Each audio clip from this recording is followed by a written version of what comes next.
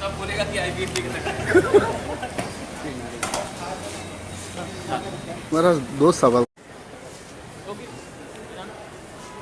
हमको फोन नहीं किया सेक्रेटेरिएट प्रूव जो आप बोलेगा वही करेगा।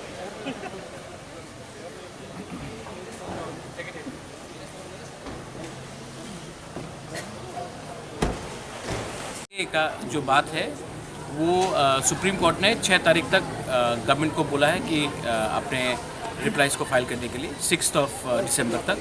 इसी के लिए हम लोग वेट कर रहे हैं 6 दिसंबर के लिए। और रहा 10,323 का 9 तारीख को हम लोग ये अपना 12 तारीख को अपना जनसभा है, उसके बाद दिल्ली जाकर फिर से अब उसका हम लोग केस फाइल करेंगे। Thank you.